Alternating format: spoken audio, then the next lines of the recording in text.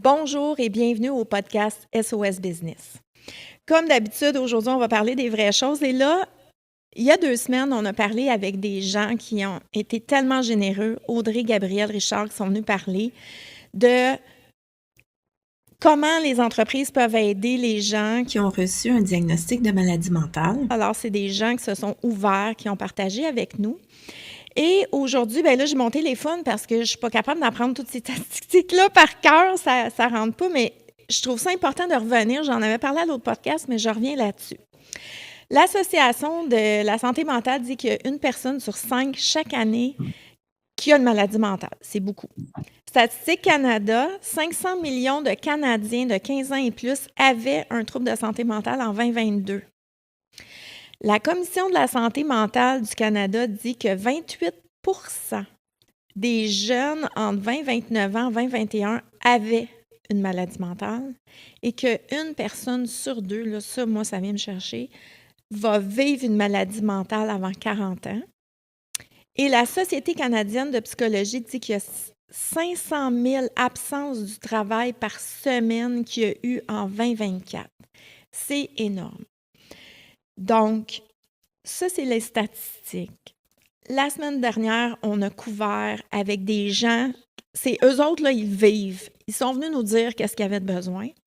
Aujourd'hui, j'accueille Lou Vincent, une thérapeute, qui va nous expliquer exactement qu'est-ce qu'elle fait, mais elle va venir discuter avec moi de voici ce qu'ils ont dit qu'ils avaient besoin, où on est aujourd'hui, qu'est-ce qu'elle observe, c'est quoi le chemin qu'on a à parcourir. Donc, on va parler avec une spécialiste. Bonjour Lou et merci tellement d'avoir accepté de participer.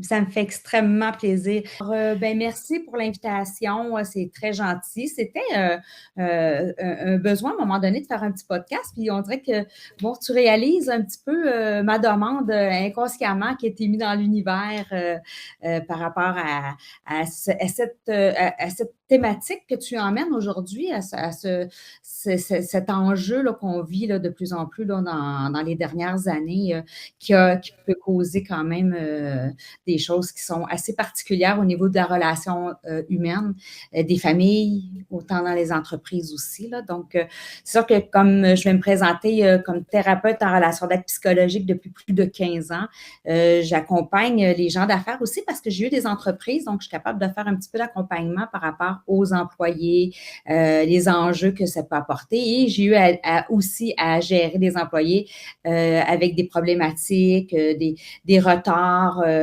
au niveau de soit de la lecture, l'écrit aussi, hein, parce qu'on s'entend que maintenant, avec les téléphones, on a les mots qui sortent tout maintenant, puis on dirait que ça peut écrire le français. Là. On a un petit problème aussi là-dessus. Donc, il y a un petit retard aussi à l'école au niveau de ce côté-là. Ils sont en train de le reprendre, là, d'où le pourquoi on enlève les cellulaires aux élèves à l'école là, pour être capable de regarder un petit peu la concentration un peu plus là, puis de développer la mémoire aussi plus rapidement.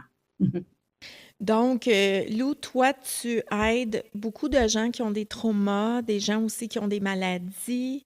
C'est des travailleurs souvent. Eux autres aussi doivent te confier, j'aimerais ça, je sais que tu as le secret professionnel, mais tu as écouté le podcast des gens qui ont parlé de leurs besoins d'entreprise. Toi, avec les gens qui viennent te voir, est-ce qu'il y a d'autres besoins que tu vois qui ne sont pas comblés? On pourrait peut-être commencer par là.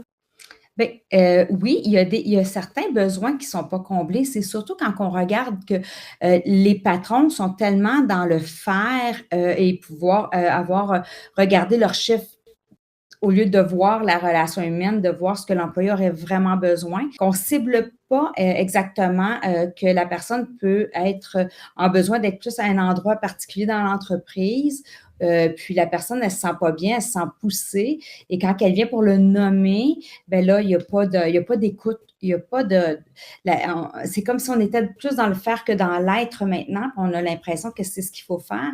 Mais si on est dans l'être et on écoute le besoin de l'employé, on a moins d'absence dans les entreprises quand on a. C'est qu'est-ce que tu aurais besoin, qu'est-ce que je pourrais faire pour toi pour que tu sois mieux dans l'entreprise. Parfois, c'est des petites choses, hein, mais juste ces petites choses-là qui ne sont pas. Donc, quand ils ne sont pas mis en place, ben, les employés se sentent comme vraiment étouffés, pas entendus, ils se sentent poussés quelque part à faire des choses qu'ils sont pas capables de faire. Donc, ça les amène à avoir une certaine angoisse, un certain stress. Puis c'est là qu'ils viennent dans mon bureau par la suite dire je suis pas bien, j'ai pas le goût de rentrer, j'ai une fatigue qui s'accumule. Donc, on voit que ça commence euh, à partir de ce moment-là, là, quand ils ne sont pas entendus là, par l'employeur. Tu as tellement raison. Puis, oui, d'être entendu, ça commence là. Mais peut-on se parler franchement? Moi, je suis un peu franche et directe.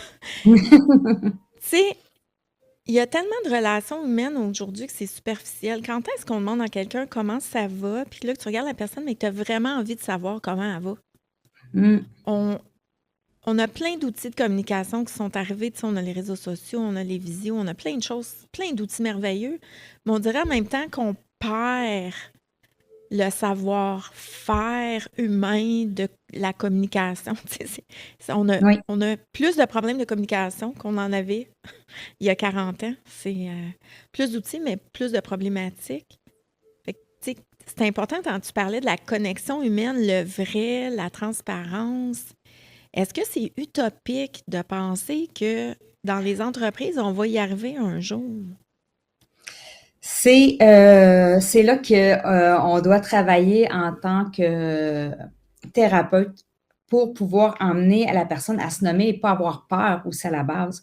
Parce que les gens ont peur de perdre leur emploi, autant que, bon, on est dans une société aussi que, bon, le côté monétaire est un peu plus difficile, hein.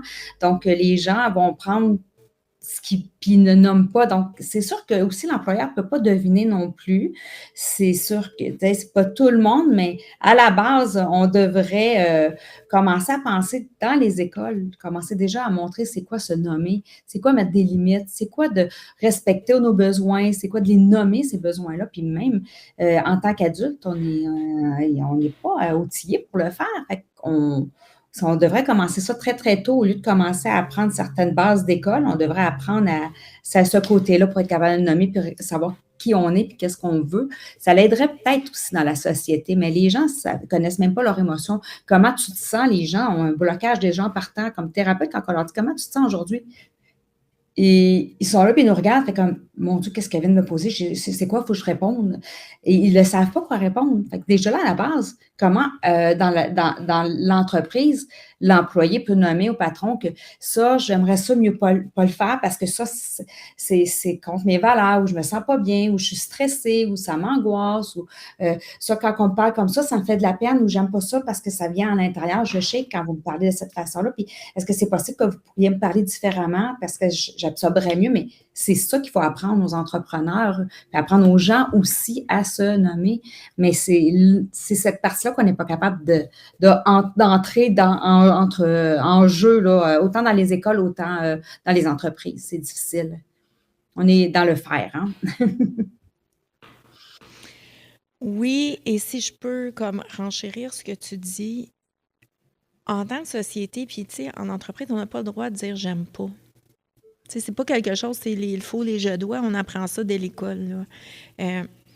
Pourtant, ça a une incidence importante d'être capable de nommer les choses. On apprend à... On est beaucoup sur l'apparence. Tu sais, les réseaux sociaux ont renforcé ce côté-là qui est épouvantable, là, l'apparence. Mais le Oh, oui. vrai, le fond, d'être capable, comme tu dis, de nommer les choses et sans que l'autre personne se sente menacée. Ça, c'est une autre chose. Oui. On a appris beaucoup à se protéger, tu sais, t'envoies un courrier dans une entreprise, tu copies la planète, là, juste pour te protéger. Tu sais, il y a beaucoup de politique, il y a plein d'éléments, je crois, en ce moment, en entreprise, qui facilitent pas ce que tu viens juste de parler, d'être capable de faire une pause, s'asseoir, puis nommer les choses. Un peu comme tu arrives à un endroit, tu dis oh, il faudrait nettoyer la salle avant d'avoir la réunion. Tu n'es pas en train de dire que les gens qui ont cette salle-là, c'est des malpropres. C'est juste qu'en ce moment, il y aurait besoin de rafraîchir la pièce. On est porté à juger rapidement. Tu sais, un fait, c'est un fait. Et quand on travaille avec le fait, ben on travaille avec la vérité, puis on peut aller plus loin. Effectivement. Tandis quoi de ce que je viens de rajouter mon petit grain de sel? Mais c'est aussi le fait aussi de voir que, on doit toujours être comme les autres. On doit toujours faire comme les autres. On se compare comme, tu sais, comme tu disais tout à l'heure, tu sais, les réseaux sociaux, on dirait une lignée qu'il faut suivre, puis si on n'est pas dedans, on n'est comme pas comme les autres. Fait que si on a soit un problème, au niveau de l'apprentissage, parce qu'on s'entend que là, on a une étiquette aussi, hein, en 2025 et 2026 très fort. Le TDA, le TDAH est rendu une étiquette incroyable qu'autrefois, quand on voyait quelqu'un qui avait beaucoup d'énergie puis qui n'a pas qu'à rester assis sur sa chaise, tout ce qu'on se disait, c'est que ben, va courir dehors, va sortir ton énergie, puis bon, go, va respirer, puis reviens à l'intérieur. Mais aujourd'hui, c'est l'enfant ne peut même pas être comme ça. L'enfant doit être assis à l'école et faire comme tout le monde, assis-toi, puis écoute. Alors, quand on le voit comme ça, à vouloir bouger, souvent on dit, ah, il y a sûrement un TDAH. J'ai un léger problème à accepter toujours cette étiquette-là parce que ça se peut qu'il ne soit pas concentré devant un professeur assis, mais si on lui fait faire un tour de piste et qu'on le ramène à s'asseoir, peut-être que là, il va être prêt à pouvoir regarder. C'est un surplus d'énergie. On a toute une carte différente, mais on dirait qu'on met tout le monde dans la même société, dans la même place, puis on dirait qu'on ne fait plus de différence entre les personnages. C'est ce qui fait qu'on a de la difficulté maintenant comme entrepreneur, quand ils sont en entreprise, de voir qu'une personne a des points faibles à des endroits qui ne sont pas faibles de dire que la personne n'est pas correcte, mais de dire qu'elle n'est pas à la bonne place. Tu sais, d'où vient quand ils font du coaching, ils mettent des couleurs pour les employés, dire ça c'est des rouges, eux autres c'est des verts, ça c'est des jaunes, et ils les mettent dans des endroits dans l'entreprise pour que ça fonctionne bien parce qu'ils sont tous dans le même endroit, dans la même énergie de eux. Fait que peut-être que ceux qui ont un surplus d'énergie vont être dans une catégorie, dans le faire, dans go, on avance, on bouge, puis il y en a d'autres qui sont dans une autre couleur, puis ils vont être assis, puis ils vont être comme plus on va réfléchir, il faut rester assis, on se lève pas de la journée, on est vraiment dans l'analyse. Bien, si on met quelqu'un qui bouge tout le temps, qu'on le met dans l'analyse, là, on va l'étiqueter, qu'on va dire qu'il y a un problème, il y a ça, mais il n'est juste pas à la bonne place dans l'entreprise. Fait que c'est là qu'il faut voir vraiment chaque personnage. À quel endroit on doit l'installer dans l'entreprise pour que ça fonctionne bien. Ça ne veut pas dire qu'il y a un problème mental, ou il y a un TDA, ou il y a ci ou ça. Souvent, on étiquette rapidement dans l'entreprise. C'est rapide. Puis là, on leur donne, tu ne fais pas l'affaire, ben, tu vas devoir quitter parce que l'équipe, tu ne sembles pas te joindre à l'équipe, mais ça s'arrête là. Souvent, on est vite pour faire, au lieu de prendre le temps vraiment d'analyser comme il faut, prendre un pas de recul. Puis, on n'a pas le temps dans la société aujourd'hui. Ils ne le font pas parce qu'ils sont dans le faire, ils sont dans la performance, on atteint des buts, des chiffres. On est rendu là, un petit peu plus. Là. Fait qu'il faut qu'on ralentisse cette partie-là si on veut reprendre un peu du pouvoir de notre vie puis de se calmer parce que les antidépresseurs sont très présents dans notre société aussi. Là. Oui, il y a plusieurs choses que j'aimerais rebondir. Oui. La première, c'est, en effet, il y a plein de choses qu'on ne sait pas qu'on ne sait pas.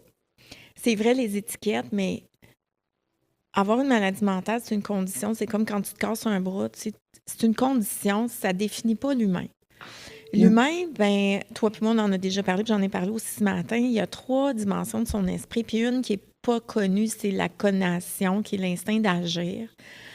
Et des fois, on découvre notre talent naturel, nos forces instinctives, et là, on fait comme « Ah, mon doux ».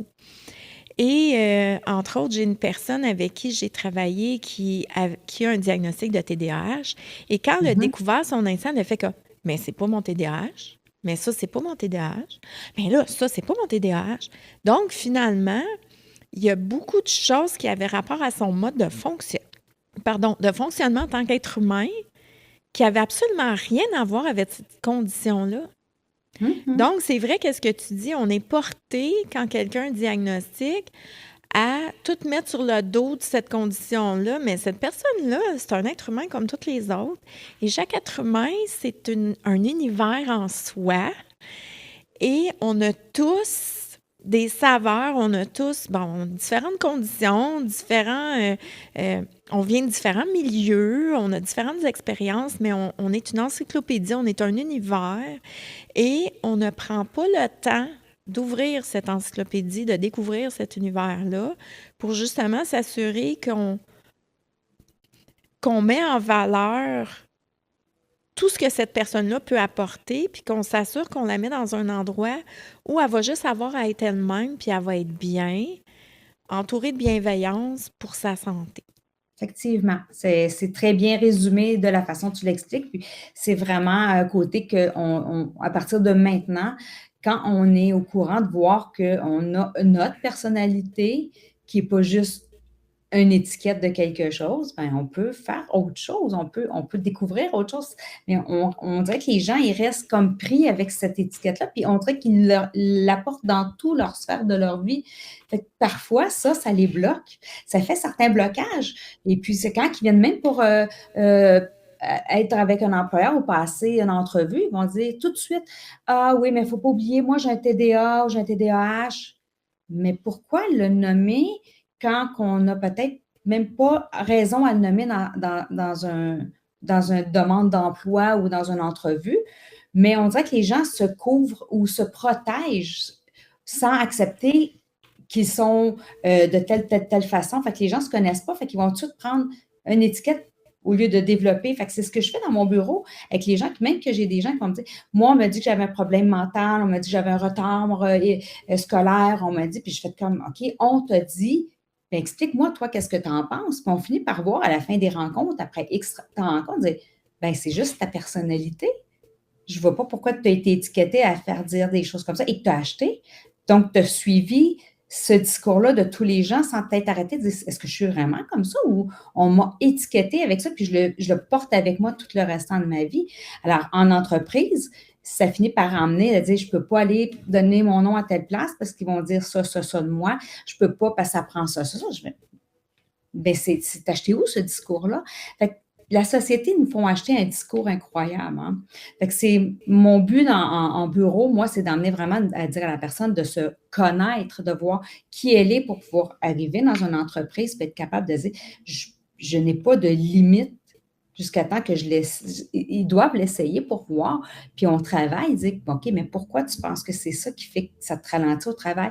Peut-être que tu n'aimes pas ça, ce que tu es en train de faire au travail. Hein? Il y a plein, on va vraiment explorer là, très profondément, mais il faut voir aussi que dans les entreprises, c'est pas toujours adapté non plus pour les problèmes. Les gens qui ont des problèmes aussi de retard, puis qui sont en santé mentale parce que ça fait peur aux entrepreneurs parce qu'ils peuvent prendre plus souvent congé. Hein? On a aussi, comme je disais tout à l'heure, au début, je vais le répéter, on est dans une société de performance. Alors, c'est sûr qu'il va y avoir de la discrimination au niveau de ce. Puis pourtant, ils ont tellement de choses à donner, puis ils ont tellement. S'ils sont entendus, ils sont tellement efficaces en entreprise, ces gens-là. Là.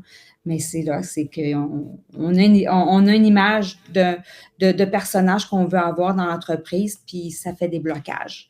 Fait que ça l'empêche d'avoir un emploi pour ces gens-là qui pourrait être vraiment extraordinaire parce qu'ils seraient prêts à tout donner, ces gens-là, pour avoir un emploi. Puis si on les entend bien, puis on leur donne les vrais besoins dans l'entreprise, s'ils ne sont pas capables de travailler plus que 4 heures par jour, bien, si l'entrepreneur le faisait, ils vont faire un bon 4 heures.